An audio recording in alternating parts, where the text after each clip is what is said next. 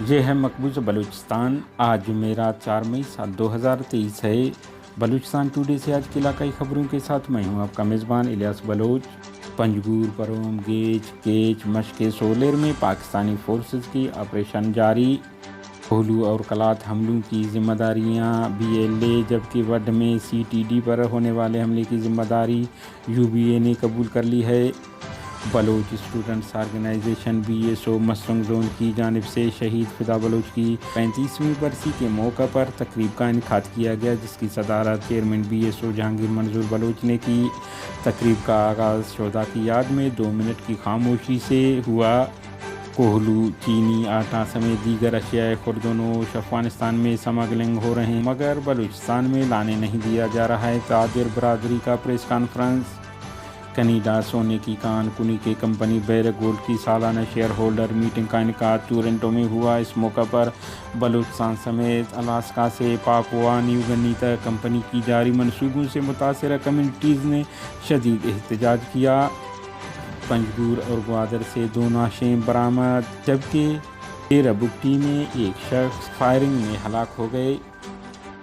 Panjgur, prom اور catch بلیدہ کے درمیانی علاقوں میں پاکستانی فورسز کی زمینی اور فضائی آپریشن جاری ہے۔ بتایا جا رہا ہے کہ فوجی بربریت میں 4 جنگی ہیلی کاپٹر اور ڈرون حصہ لے رہے ہیں۔ علاقائی ذرائع کا کہنا ہے کہ جنگی ہیلی کاپٹروں کی شیلنگ بھی وقفے سے جاری ہے۔ دریں سنا، پنجگور، گیچ کاوران اور واشو کے درمیانی علاقہ سولر میں فورسز کے قافلے جمع ہونا شروع ہو گئے ہیں۔ علاقائی ذرائع کا کہنا ہے کہ فوجی بربریت کی تیاری ہو رہی ہے۔ بلوچ لبریشن آرمی کے ترجمان جینت بلوچ نے کہا ہے کہ سرما چارو نے کوہلو کے علاقہ تلینگوخ وڈ کے مقام پر قابض پاکستانی فوج کے ایک پوسٹ کو مسلح حملے میں نشانہ بنایا۔ حملے میں دشمن کو جانی مالی نقصان پہنچا۔ دوسرے حملے میں BLA کے سرما چارو نے کلات کے علاقے میں ایک استحصالی پراجیکٹ کے لیے کام کرنے والے تعمیراتی کمپنی کے مشینری کو نظر آتش کر دیا ہے۔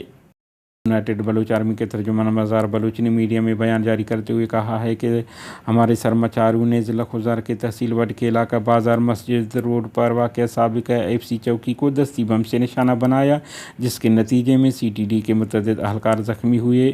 انہوں نے کہا ہے کہ وڈ میں حالیہ بلوچ سرما چاروں کی طرف سے حملوں کے بعد سے FC چوکی میں CTD کے اہلکاروں کو تعینات کیا گیا ہے، جو بلا وجہ عوام الناس کو تلاشی کے نام پر تنگ کر رہے ہیں۔ ترجمان نے مزید کہا ہے کہ یہ حملہ CTD کے لیے ایک وارننگ ہے کہ عوام الناس کو تنگ کرنے سے باز آئیں، بصورت دیگر انہیں سخت جواب دیا جائے گا اور مزید شدت کے ساتھ حملے کیے جائیں گے۔